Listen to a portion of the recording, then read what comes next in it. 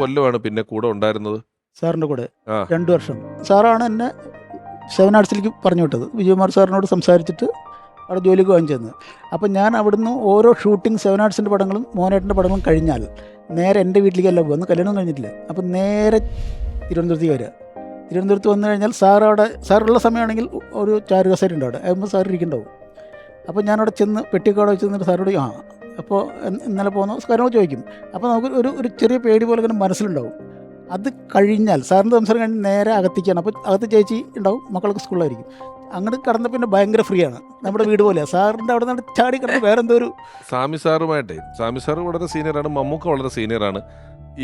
ഇവരൊക്കെ വർത്താനം പറയുന്നത് കേട്ടോണ്ടിരിക്കാൻ ഒന്നാമത് എടാ പോടാന്ന് വിളിക്കുന്നത് നമ്മൾ ആരും കേട്ടിട്ടില്ലല്ലോ. ഇവര് തമ്മിൽ ഒരാൾ രണ്ടുപേര് തമ്മിൽ എടാ എന്താ സുഖുവേട്ടൻ ഇടാന്ന് ജോഷി വിളിക്കുന്ന ഒറ്റയാള് സുഖുവേട്ടനാ. പിന്നെ ടെക്നീഷ്യനായിട്ട് ഞാൻ വിളിക്കടാന്ന്, സുഖുവേട്ടൻ ഇടാന്ന് ജോഷി വിളിക്കുന്നത്, ജോഷി തിരിച്ചിടാന്ന് വിളിക്കുള്ളൂ സുഖുവേട്ടൻ.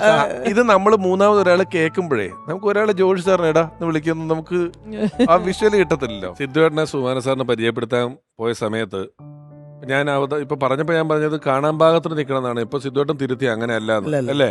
അതായത് സെറ്റിലേക്ക് ആനനെ കൊണ്ടുപോകാൻ കാറ് വരുമല്ലോ. ആനന് പറയും ഇന്ന സ്റ്റുഡിയോയിലാണ് ഷൂട്ടിങ്, നീ അങ്ങോട്ട് വാ, അവിടെ ചെന്ന് നിന്നിട്ട് സ്റ്റുഡിയോ കണ്ടു പഠിക്കുക. പക്ഷേ സാറിൻ്റെ ശ്രദ്ധയിൽപ്പെടരുത്. പെട്ടാൽ സാറ് ചോദിക്കും, ഒരു പുതിയ ആളെ സെറ്റിലോട്ട് ഇത് ആരാന്ന് ചോദിക്കും. അപ്പോൾ സാറിൻ്റെ ശ്രദ്ധയിൽ പെടാതെ നിൽക്കണം എന്നാണ് ആനനി പറഞ്ഞത്. പറയുമ്പോൾ ഓർമ്മ വന്നത് എപ്പോഴാണ് സുമാന സാറിനെ ആൽവിൻ ചേട്ടനെ ആദ്യം കണ്ടത്? ഞാനൊരു കൊച്ചു പയ്യൻ 80 അതായത് ഞാൻ ഇന്നലെ സിനിമകൾ ചെയ്തതിൽ ഒരു പടമാണ് അന്നൊരു രാവിലെ. ആ സിനിമയുടെ ഷൂട്ടിങ്ങായിട്ട് ഞങ്ങൾ പരിചയപ്പെട്ടു തുടങ്ങി, അതിൽ വർക്ക് ചെയ്യാണ്. അങ്ങനെ ആ സിനിമയുടെ തീരാറായപ്പോഴത്തേക്കും സുമാൻ സാറിന് എന്നെ ഭയങ്കര ഇഷ്ടമായി. അങ്ങനെ വളരെ അടുത്ത് പോകും, സാധാരണ പെട്ടെന്ന് നടക്കില്ല. ആ ഒരു ഇതൊക്കെ അടുത്ത് അതിൻ്റെ ഡബ് ചെയ്താലേ അത് ബിസിനസ് ചെയ്യാൻ പറ്റുള്ളൂ. അപ്പം അതിനുവേണ്ടി പ്രൊഡ്യൂസർ മുമ്പിൽ പോകാൻ ധൈര്യമില്ല. അപ്പം എന്നോട് എങ്ങനെയൊന്ന് ഡബ് ചെയ്തില്ലെങ്കിൽ കച്ചവടമാക്കാൻ പറ്റില്ല, ഒന്ന് പോയി.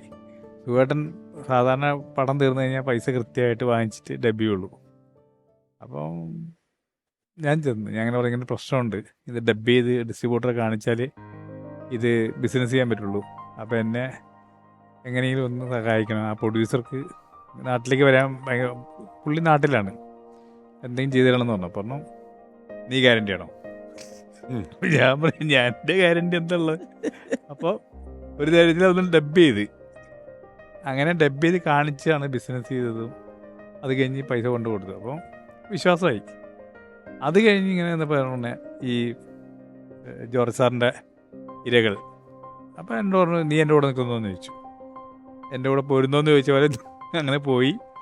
പിന്നെ ചേച്ചിയുടെ വീട്ടിൽ അവിടെയാണ് താമസവും ഇതൊക്കെ. ഇന്ദ്രനും രാജുവും അങ്ങനെ ചെറിയ കുട്ടികളാണ് അവർ സ്കൂളിൽ പോകുന്നത്.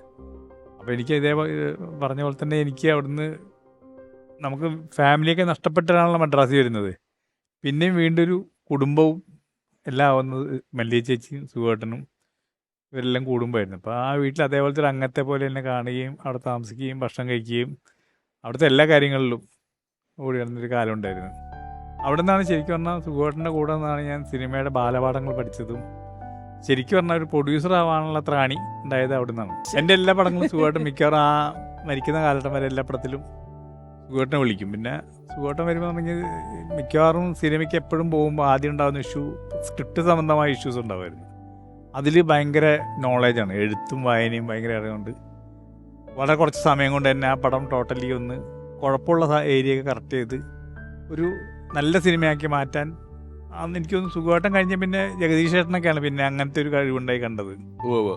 സ്ക്രിപ്റ്റുമായിട്ട് നല്ല ബന്ധപ്പെട്ട് പെട്ടെന്ന് എന്ത് വേണേലും ചെയ്യാൻ ശ്രീനേട്ടൻ. ഇങ്ങനെ ആയ കാലത്ത് സുഖേട്ടൻ ഏതോ ലൊക്കേഷനിൽ ഇരുന്നിട്ട് ഇവിടെയുള്ള എത്ര സിനിമാടന്മാർ ദാസ് ക്യാപിറ്റൽ വായിച്ചിട്ടുണ്ടെന്ന് ചോദിച്ചിട്ട് വലിയ വിഷയം ഉണ്ടാക്കിയിട്ട് അതുള്ളതാണോ അത്?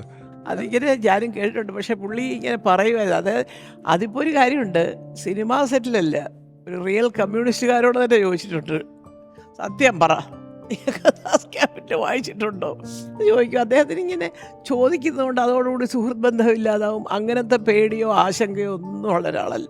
ചോദിക്കാനുള്ളത് മുഖത്ത് നോക്കി മൂത്ത സഖാക്കളോട് വരെ ചോദിക്കും. അപ്പോൾ അങ്ങനെ മിക്കവാറും അത്. പക്ഷെ വേറൊരു കാര്യം, ഇതെല്ലാം അദ്ദേഹത്തിൻ്റെ കയ്യിലുണ്ട്, അദ്ദേഹം വായിച്ചിട്ടുണ്ട്. എല്ലാ ലൈബ്രറിയിലെല്ലാം എന്തും പറയും, അതെല്ലാം അദ്ദേഹത്തിൻ്റെ കളക്ഷനിലുണ്ട്.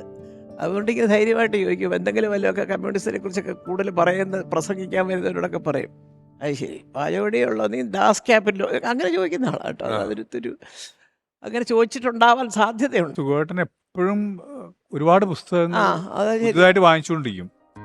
സത്യം. അത് എനിക്കൊന്ന് പടയണി ഞാൻ കഴിഞ്ഞ് ചെയ്ത പടമാണ് പടയണി. അപ്പം ഞാനും അതിൻ്റെ തുടക്കത്തിലുണ്ടായിരുന്നു. പക്ഷേ സിദ്ധു വന്ന ശേഷം ഞാൻ വേറൊരു പടത്തായിട്ട് പോയതാണ്. അപ്പം ആ സിനിമ ഉണ്ടാക്കുമ്പോൾ പെട്ടെന്ന് മമ്മൂട്ടിയും മോഹൻലാലും എല്ലാം വന്നിട്ട് സിനിമ ഉണ്ടാക്കുമ്പം അതിൻ്റെ കഥയുടെ കാര്യത്തിലൊരു ചെറിയ സംശയം ഉണ്ടായിരുന്നു. അപ്പോൾ എന്നോട് പറഞ്ഞു, നീ പെട്ടെന്ന് പോയിട്ടൊരു ബുക്കുണ്ട് ഹെഗിംബോധൻസ് മൗണ്ട് റോഡിൽ മദ്രാസിൽ പോയിട്ട്, കൗണ്ട് ഓഫ് മോണ്ടി ക്രിസ്റ്റോ, ആ ബുക്ക് വാങ്ങിച്ചുകൊണ്ടാൻ പറഞ്ഞു. ഞാൻ ഓടിപ്പോയി അവിടെ പോയി തപ്പി അന്വേഷിച്ചപ്പോൾ ആ ബുക്കുണ്ട്. ബുക്ക് വാങ്ങിച്ച് കൊണ്ടുവന്നു. ആ ബുക്ക് കൈ കിട്ടി പിന്നെ സുഖമായിട്ട് എന്തൊക്കെ ചെയ്തതെന്ന് എനിക്ക് തന്നെ അറിഞ്ഞുകൂടാ. സിനിമയായി. പടയണിയുടെ ശരിക്കും കണ്ടന്റിൻ്റെ അതിൻ്റെ ഉള്ളിൽ നിന്നുള്ളൊരു അത് തന്നെയാണ് പടയോട്ടവും പല സിനിമകളുടെയും ഒരു ഇൻസ്പിറേഷൻ അതാണ്. പക്ഷെ ആ ബുക്ക് സുഖമായിട്ട് അത്രയും അറിവുണ്ട്. ഇന്ന ബുക്ക് ഇന്ന സ്ഥലത്ത് പോയി വാങ്ങിച്ചുകൊണ്ടിരാൻ പറഞ്ഞുള്ളൂ. അത് വന്നു സിനിമയായി. പിന്നെ അത് പെട്ടെന്ന് തന്നെ സെറ്റായി. ലോക സിനിമയിൽ തന്നെ ഈ പ്രതികാര കഥകളുടെ ഒരു ടെക്സ്റ്റ് ബുക്ക് ആയിട്ട് ഉപയോഗിക്കുന്ന എന്തെങ്കിലും വിവാദങ്ങളൊക്കെ ഉണ്ടായാല് ഡെസ്പാവോ അതോ ഭയങ്കര? അയ്യോ, അതൊട്ടുമില്ല, ഒരു ഡെസ്പും ഇല്ല. അങ്ങനത്തെ അത് ആരെയും ഒരു ഭയമില്ലാതാണ്. കാരണം സ്വന്തം ജോലിയിൽ ഭയങ്കര ആത്മവിശ്വാസം കൂടുതലാണ്. എല്ലാത്തിലും ഞാൻ ആരുടെയും മുമ്പിൽ ഇങ്ങനെ വെറുതെ അല്ല, എനിക്ക് എൻ്റെതായ കഴിവുകൾ കൊണ്ടാണ് ജീവിക്കുന്നത്. അല്ല, നുണ പറയില്ല. പുള്ളിയുടെ ഏറ്റവും വലിയ നുണ പറയില്ല ആരോടും. സത്യസന്ധമായിട്ട് ഇതെനിക്ക് ഇതേ പറ്റത്തുള്ളൂ, ഇങ്ങനെ വേണം, ഇങ്ങനെ ചെയ്തിരിക്കണം എന്നുവെച്ചാൽ എന്നാൽ അവരെ ബുദ്ധിമുട്ടിക്കല്ലേ ചെയ്യുന്നത്. അവരുടെ വളരെ മാന്യമായിട്ട് പെരുമാറി നല്ല രീതിയിൽ ലൊക്കേഷനിലൊക്കെ എന്നുണ്ടെങ്കിൽ 15 ദിവസം വർക്ക് ചെയ്യേണ്ടതാണെങ്കിൽ പുള്ളി പോയി കഴിഞ്ഞാൽ 10 ദിവസം കൊണ്ട് തീരും ആ പടം. അത് ഭയങ്കര ഒരേ സമയം 2 പടം വർക്ക് ചെയ്ത് 2 തീർന്നിട്ടുണ്ട്. വടകര തേൻതുള്ളി KP കുമാരൻ, കോഴിക്കോട് മദാലസ ശങ്കരദാസ് സാറിന്റെ 2 തീർത്തു. ഒരേ ദിവസം പകലൊരു പടം, രാത്രി ഒരു പടം. അങ്ങനെ നസീർ സാർ കഴിഞ്ഞാൽ എനിക്ക് തോന്നുന്നു പ്രൊഡ്യൂസർക്ക് ഏറ്റവും കംഫർട്ടായിട്ടുള്ള ഹീറോ ആണ് സുഖേട്ടൻ. നസീർ സാറായിരുന്നു അങ്ങനെ ഒരു കാലഘട്ടത്തിൽ ഏറ്റവും ഓർമ്മയിലും ഇതുള്ളത്. പക്ഷെ സുഖേട്ടൻ അതിൻ്റെ അതേപോലെ തന്നെ ഈ നസീർ സാർ മറ്റു കാര്യങ്ങളിൽ ഇടപെടില്ല, ഒരു എല്ലാം ഡയറക്റ്റ് പറഞ്ഞു.